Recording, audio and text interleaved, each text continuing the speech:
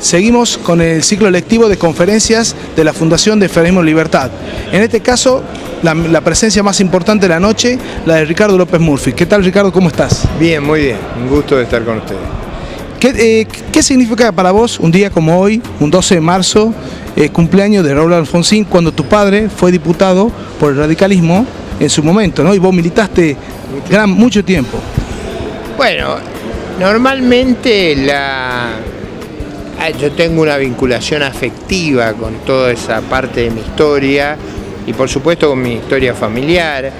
Yo vengo de una familia que tuvo una larga actuación en el radicalismo. Mi padre fue diputado nacional, fue jefe de policía de la provincia de Buenos Aires, mi padrino era Ricardo Balbino, o sea, tengo una larga historia allí, así que ese afecto y esa vinculación forma parte de mi propia cultura y de mi propia historia.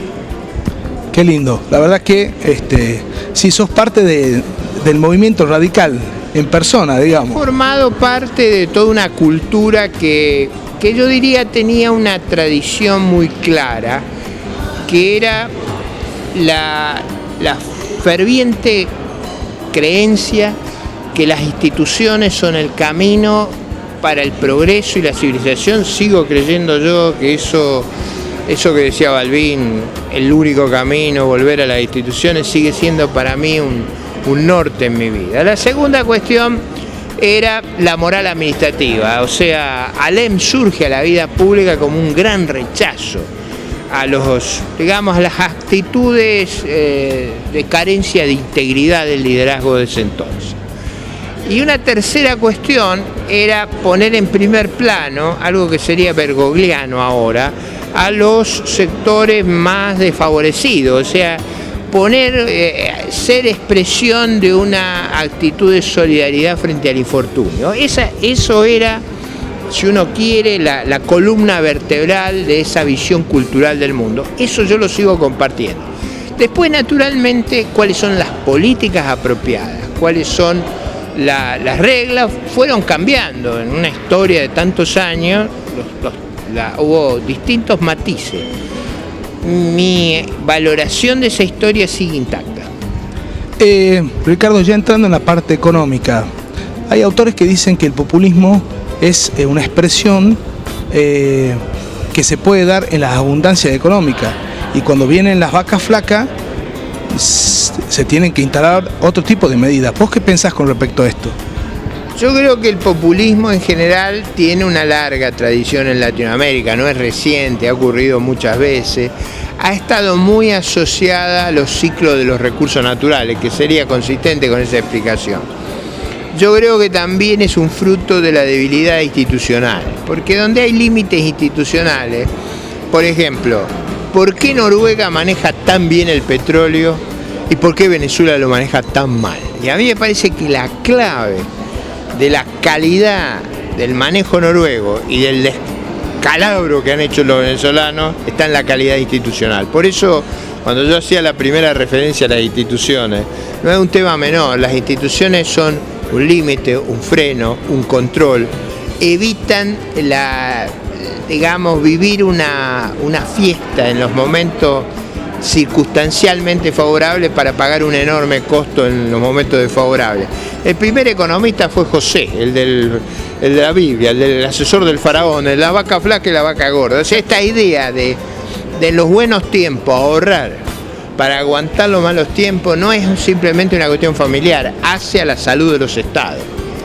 Llevándote un poco a la coyuntura, el gobierno manejaba un discurso, por lo menos hasta hace poco, ¿sí?, popular, sí, y de golpe giró o empezó con medidas muy ortodoxas, ¿sí?, que son de otro tipo de manual. ¿Vos qué pensás? ¿Que es una estrategia para llegar a 2015 o puntualmente porque el kirchnerismo es 100% pragmatismo?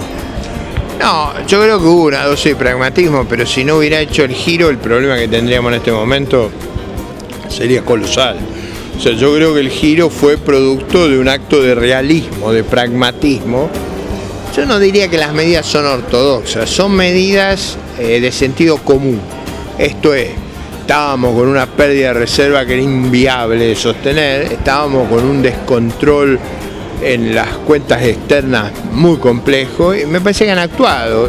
Necesitan ahora enfrentar el problema inflacionario, por eso el Banco Central ha cambiado drásticamente la política, y seguramente van a tener que hacer medidas fiscales que son las que están postergando, porque son las más difíciles y las más duras, pero van a tener que enfrentar la realidad.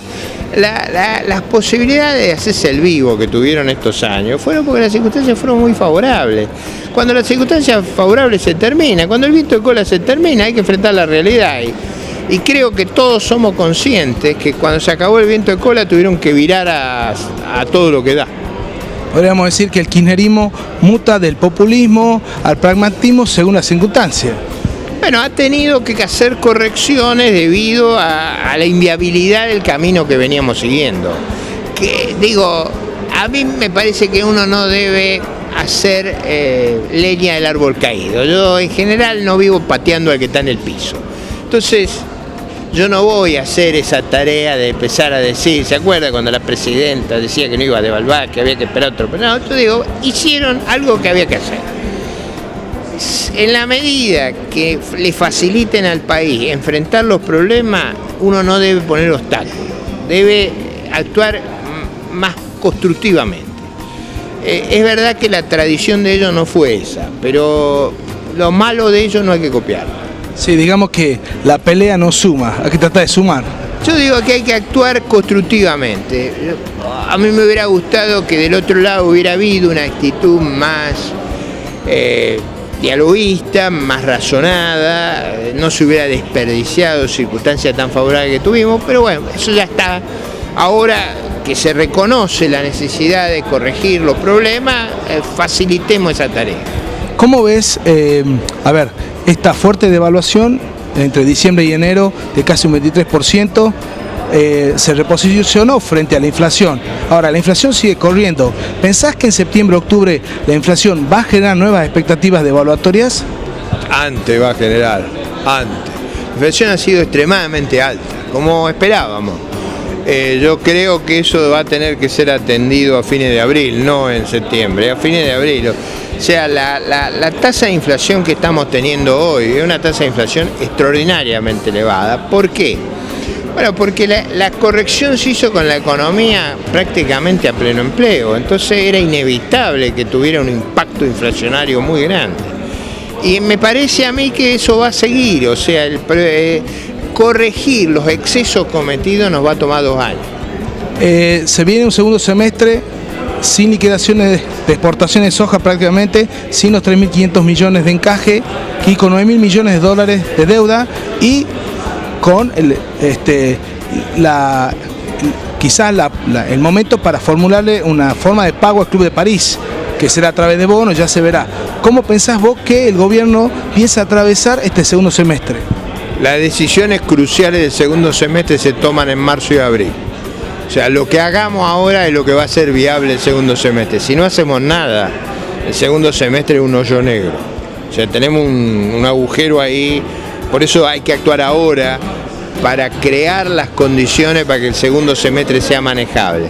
Si no se actúa ahora y se disfruta la safralidad de la soja, probablemente nos encontremos en el segundo semestre en una situación profundamente desequilibrada, lo que va a obligar a correcciones que hoy son de orden menor y ya ahí no van a ser de orden menor.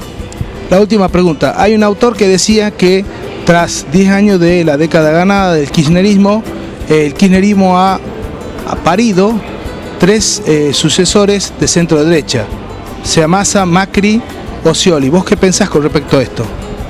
Yo creo que el espectro de sucesión es más amplio, o sea, yo creo que va a haber una cantidad de candidatos y de espacios más amplio que esa. Pero es natural que haya una reacción en la sociedad frente a lo que han sido los excesos de esta década. Es decir, me parece que hay un rechazo social a la intemperancia, a la intolerancia, a la agresividad. Por eso me parece que se está buscando en la opinión pública candidatos que no reflejen ese estilo. Bueno, desde ya muchas gracias, Ricardo, por haber participado en nuestro programa y bueno, vamos a participar de la conferencia ahora. Un gusto de ver.